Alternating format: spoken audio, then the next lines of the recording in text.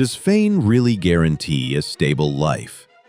What happens when a star earns millions of dollars but cannot hold on to their achievements? From child actors with uncontrolled income to legends facing taxes, medical expenses, and unfavorable investments, each story reveals a different side of Hollywood. Today's video is not intended to judge, but we'll look back at the causes behind those fluctuations. Don't forget to like, subscribe to the channel, and turn on notifications to accompany us. In the early 1950s, Bobby Driscoll was considered one of Hollywood's brightest young faces. He appeared in many major Disney projects, featured in Song of the South, Treasure Island, and later became the voice of Peter Pan in the famous 1953 animated film. Bobby's innocent and relatable image helped him become a familiar childhood icon for many American audiences.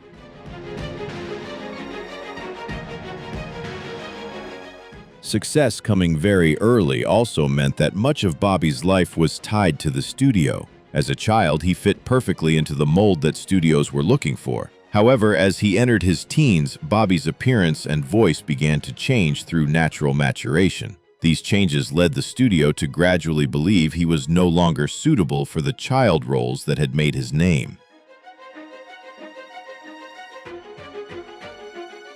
Bobby's contract with Disney ended shortly after Peter Pan was released.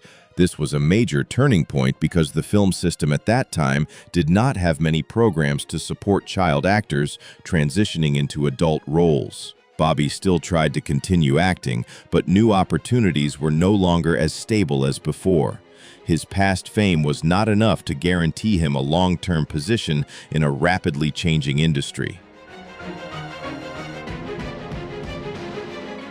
In the following years, Bobby faced many difficulties in his personal life and gradually stepped away from the spotlight.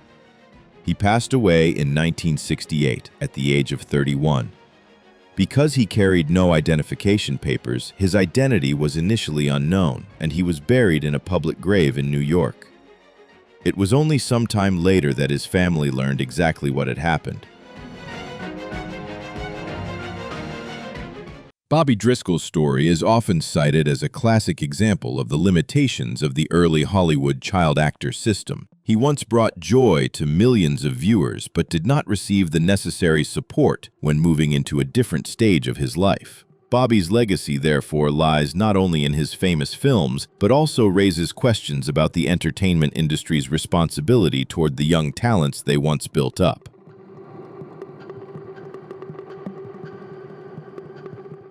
Without the need for long dialogue or exaggerated gestures, George Raft could still be recognized by audiences instantly.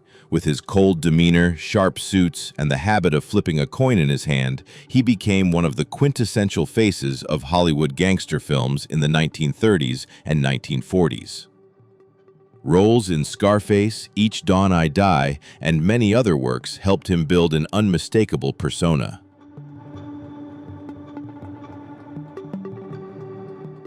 At his peak, George Raft earned substantial salaries and enjoyed the life of a famous movie star. However, he did not build a financial system stable enough to maintain his wealth long-term.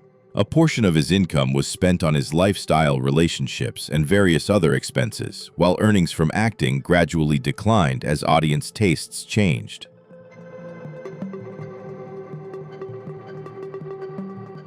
When major roles became scarce, Raft sought opportunities in the entertainment industry abroad. He once worked at a casino in London, which provided a new source of income. However, in 1967, British authorities barred him from re-entry due to concerns regarding his past associations.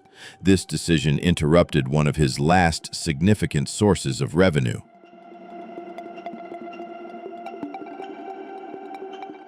Around the same time, George Raft also faced issues related to taxes and financial obligations in the United States. Without a stable income from film or international work, his assets gradually dwindled. In his final years, he lived quite simply and was said to rely primarily on his pension from the Screen Actors Guild.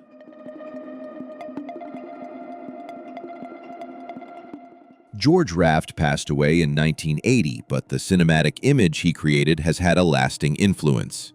His story shows that an actor can become a cultural icon, yet still face hardships when their career shifts and income sources are no longer what they used to be. On-screen success can last for generations, but financial security requires an entirely different foundation.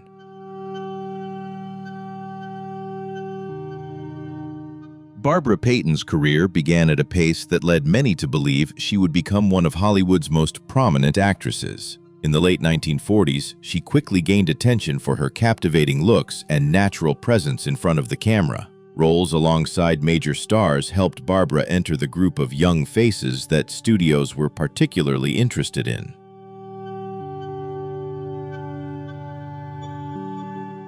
One of her most notable milestones was the film Kiss Tomorrow, Goodbye, in which she starred with James Cagney. The film's success brought Barbara a high salary and opportunities to access even larger projects. For a time, she lived in luxurious homes, appeared at high-profile events, and was closely followed by the media.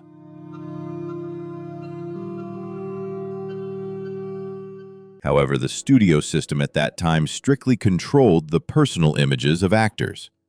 When Barbara's private life became a subject widely exploited by the press, studios began to hesitate in casting her. Controversies related to her personal relationships strongly affected her professional reputation, while the male actors involved did not always face similar consequences.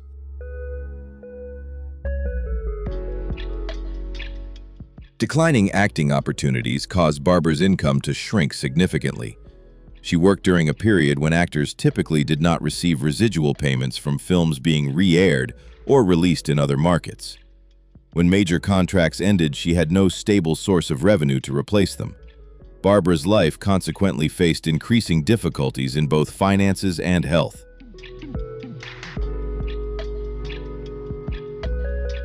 Barbara Payton passed away in 1967 at the age of 39. Although her career did not last as long as many had once expected, her story clearly reflects the harshness and uneven standards of Hollywood during the mid-20th century.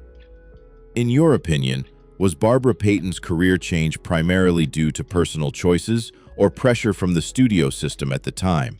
Share your views in the comments.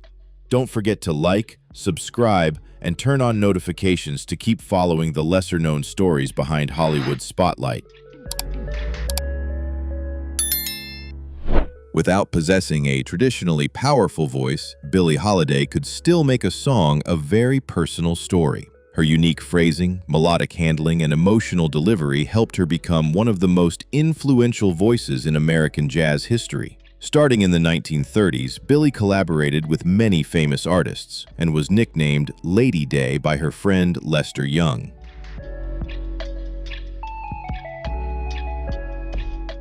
Throughout her career, Billie Holiday not only performed emotional ballads, but also used music to reflect social issues. The song Strange Fruit became one of her most prominent works and was later regarded by many scholars as one of the most important protest songs of the early American civil rights movement. That success earned Billie a special place in popular culture, even though her career path was far from smooth. Like many black artists operating in the first half of the 20th century, Billie had to work in an industry where performers' bargaining power was limited. Her income primarily came from live performances and recording contracts under the conditions of that era. When legal issues restricted her ability to appear at certain New York clubs, an important source of income from live performances was significantly affected.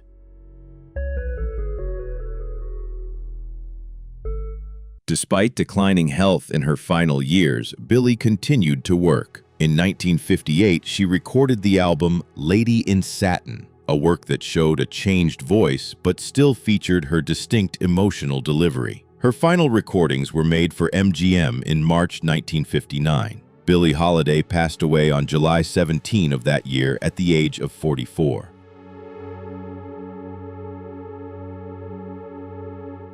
Billie's financial situation at the end of her life is often mentioned as a sad part of her journey, but it should not be the only thing that defines the female artist. Billie's greatest legacy lies in how she changed the art of jazz performance, inspiring generations of singers and turning personal experiences into music with lasting vitality.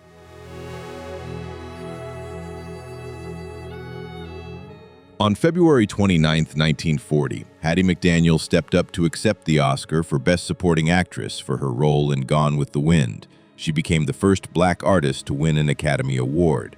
However, even on that historic night, Hattie still had to sit at a separate table at the back of the room due to the racial segregation policies of the hotel hosting the awards ceremony.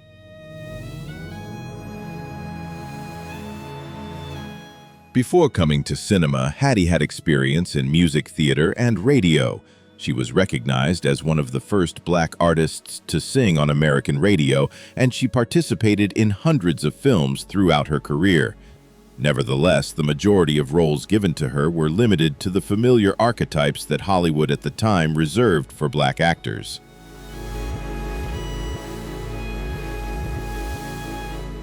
Hattie's success therefore coexisted with major barriers regarding opportunity and income. While many white colleagues could access long-term contracts or a variety of lead roles, she was often only chosen for a specific group of roles. Those limitations directly affected her ability to build long-term wealth, even though her name and contributions to cinema are undeniable.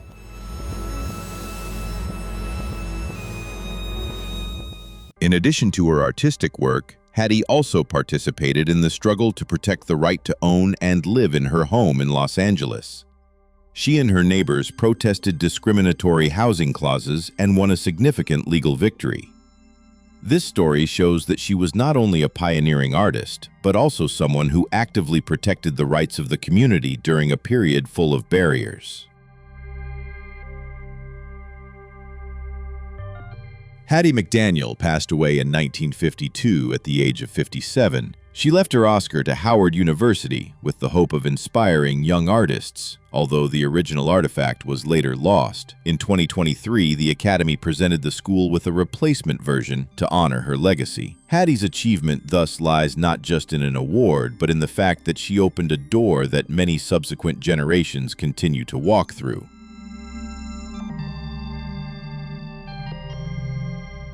Jackie Coogan was just a young boy when he appeared alongside Charlie Chaplin in the 1921 silent film The Kid. His expressive face and natural acting ability quickly made him one of the world's first famous child stars. Jackie's image appeared on many commercial products, and the films he participated in brought in massive revenue.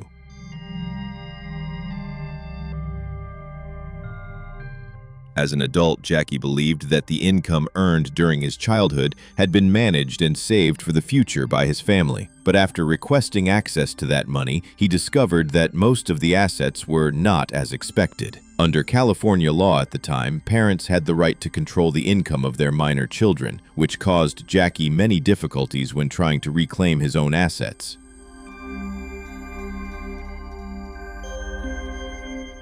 Jackie's lawsuit attracted widespread attention because it showed that child actors could generate huge revenue, yet have almost no control over their pay. After a long legal process, he only recovered a small fraction of the total money he had once earned. However, the case created pressure for California to build better protections for children working in the entertainment industry.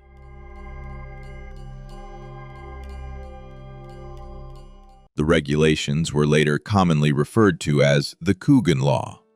Under current California law, 15% of the total gross income from a minor artist's qualifying contract must be held in a trust account specifically for that person. This account is known as a Coogan trust account and is preserved until the beneficiary is old enough to access it.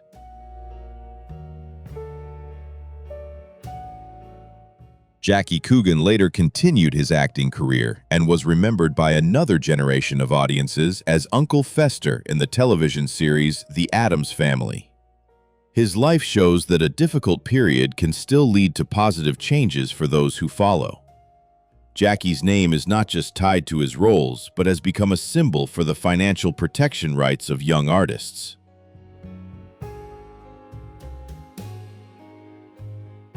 For television viewers of the 1960s, Dick York was Darren Stevens, the husband frequently bewildered by strange situations in the sitcom Bewitched.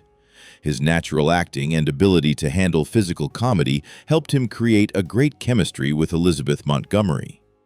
York played this role for the first 5 seasons and became an important part of the show's early success.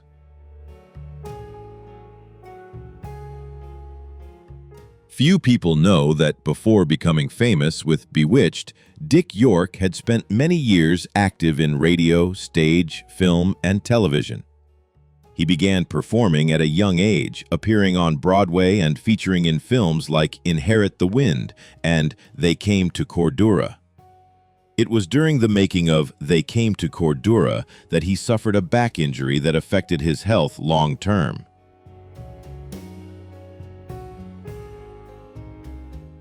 While participating in Bewitched, Dick still had to work under unstable health conditions. Scenes requiring significant movement made his old condition increasingly difficult to control. In 1969, after a health incident on set, he left the show and the role of Darren was subsequently given to Dick Sargent. Leaving a successful series also significantly affected York's professional income.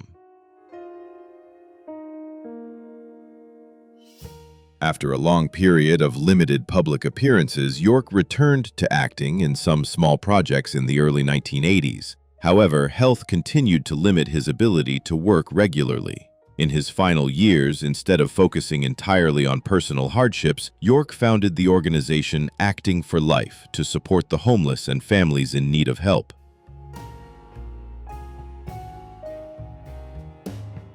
Dick York passed away in 1992 at the age of 63. His story shows that behind a humorous character loved by millions was an artist who had to persevere in challenging health circumstances. How should studios be responsible when an actor faces health issues related to the working process? Leave your thoughts in the comments. Don't forget to like, subscribe, and turn on notifications to continue accompanying us in the next stories about Hollywood history.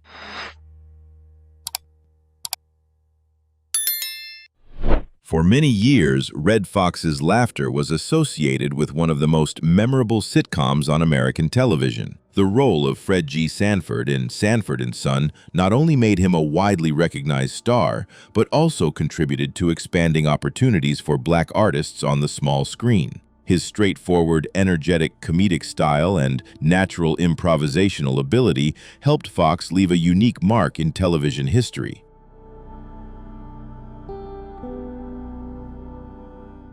Before becoming famous on screen, Foxx spent many years performing at clubs and releasing comedy albums for adult audiences. The success of Sanford & Son in the 1970s helped his income and fame increase significantly. However, large paychecks do not automatically create long-term stability, especially when tax obligations and money management are not consistently addressed.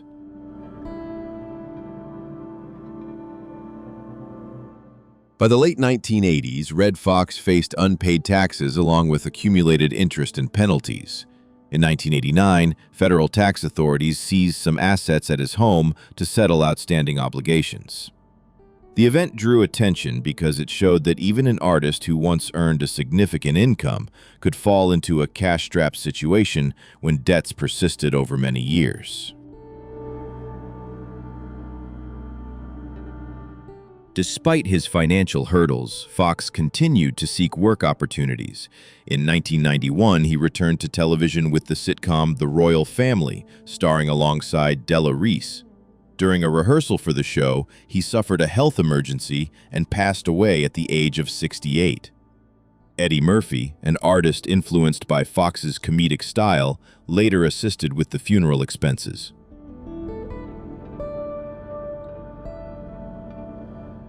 The hardships at the end of his life do not diminish the value of what Red Fox contributed to the art of comedy. He helped a style of comedy that once primarily appeared in clubs enter the mainstream television space. His story also illustrates the gap between high income and sustainable wealth, as fame cannot replace tax management and the building of a long-term financial foundation. There was a period when audiences almost couldn't mention American cinema without bringing up Burt Reynolds. From Deliverance to Smokey and the Bandit, his confident demeanor, humor, and special charm made him one of the top box office stars of the 1970s. Reynolds appeared not only on screen but also became an icon for a very characteristic, free-spirited style of Hollywood in that era. Income from cinema helped him build a comfortable life with real estate, cars, and many business ventures. Reynolds invested in restaurants, a theater in Florida, and many other assets. Some projects brought artistic and community value, but not every investment achieved the expected results. As film revenue declined, the cost of maintaining these assets became an increasing pressure. The situation became more complicated after the marriage between Reynolds and actress Lonnie Anderson ended in the early 1990s. Obligations related to the divorce process appeared just as the television show Evening Shade concluded, and his regular income dropped.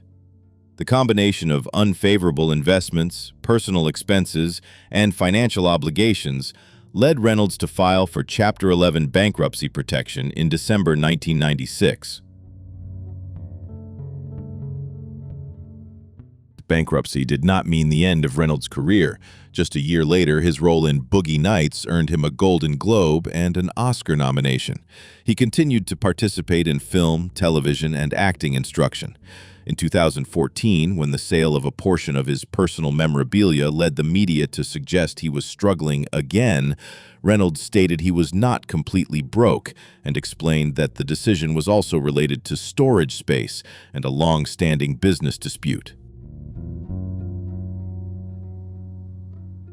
Burt Reynolds passed away in 2018 at the age of 82.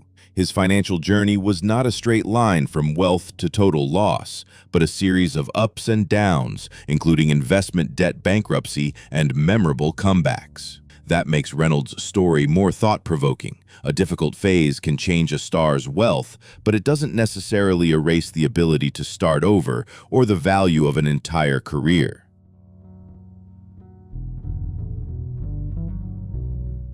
When Different Strokes began airing in 1978, Gary Coleman quickly became the show's focus. With the role of Arnold Jackson, along with his witty acting and natural expressions, he became one of the most beloved child stars on American television. The character's signature catchphrase spread through popular culture while Coleman was paid a very high salary during the show's successful years. Behind the cheerful image on screen, Gary had to live with a kidney-related health condition since childhood.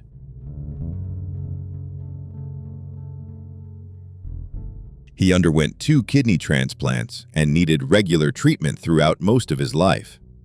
These medical requirements did not stop Gary from building a career, but they created many costs and affected his ability to maintain a stable work schedule as an adult. When he was old enough to access his financial records, Gary noticed the remaining amount was much lower than what he had once earned. He sued his parents and business manager, alleging that his income had been inappropriately managed. In 1993, a judge concluded that his parents and manager had received $1.28 million through excessive commissions, salaries, fees, and pension allocations between 1982 and 1987. The case was later resolved with a settlement containing non-disclosed terms. After Different Strokes ended, Gary still appeared in some shows but no longer had a steady income like in his childhood. He once worked as a security guard and filed for bankruptcy in 1999. However, it would be inaccurate to assume his difficulties stemmed from a single cause.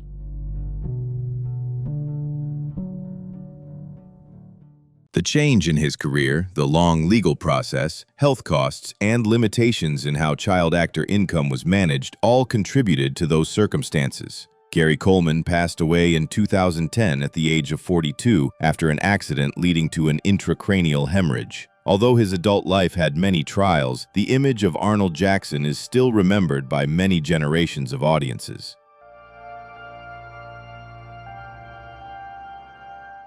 If you ever loved Gary Coleman in Different Strokes, what in his story makes you think the most fame arriving too early, financial difficulties, or life after leaving the spotlight? Share your thoughts in the comments. Don't forget to like, subscribe, and turn on notifications to continue accompanying us in Stories Behind Hollywood. For 3 decades, Ed McMahon was a familiar face alongside Johnny Carson on The Tonight Show. His powerful voice, friendly demeanor, and signature introduction helped him become one of the most widely recognized television personalities in America. Later, McMahon's image continued to be associated with sweepstakes programs, leading the public to often associate him with success and large checks.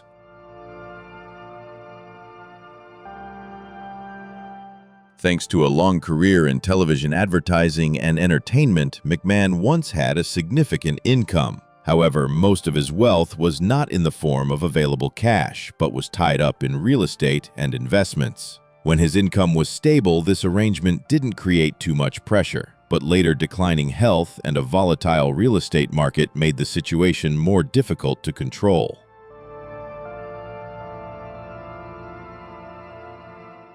A serious neck injury limited McMahon's ability to work in his final years. At the same time, healthcare costs and payments related to his Beverly Hills home continued to rise. The house, once considered a valuable asset, became a burden when the mortgage grew larger than his ability to pay, while property values plummeted during the 2008 financial crisis.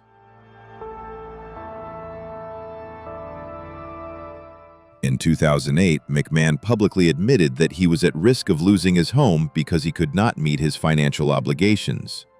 The event surprised many viewers because his image had been associated with affluence for decades. Some celebrities and partners later provided support, but these difficulties show that high-value assets do not always mean the owner has enough cash flow to maintain their lifestyle. Ed McMahon passed away in 2009 at the age of 86. Financial problems at the end of his life cannot negate his long television career and contributions to American popular culture. His story shows that health loans and market fluctuations can impact anyone, even someone who once had a high income and an image associated with success.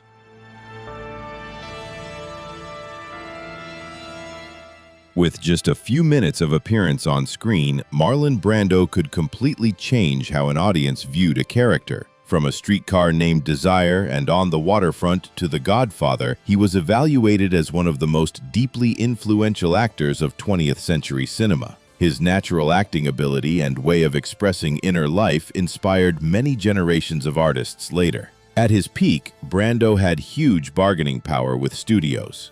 The role of Jor-El in Superman in 1978 brought him an exceptionally high fee despite a relatively short working time.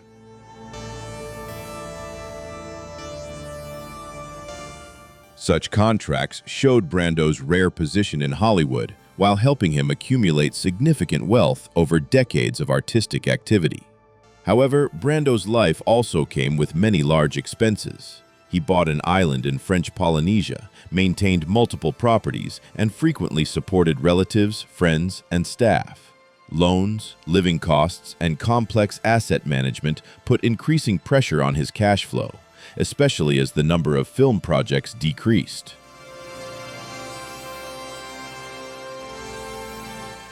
One of the most expensive periods occurred after his son Christian Brando became involved in a criminal case in 1990. Marlon Brando dedicated many resources to the legal process and continued to handle family issues in the following years. Some reports claimed he once faced a large debt, but Brando's actual financial situation was complex because he still owned real estate and valuable interests. When Marlon Brando passed away in 2004 at the age of 80, his assets did not completely disappear as some stories often describe. Estate records show he still left significant assets, although accompanied by many obligations and disputes to resolve.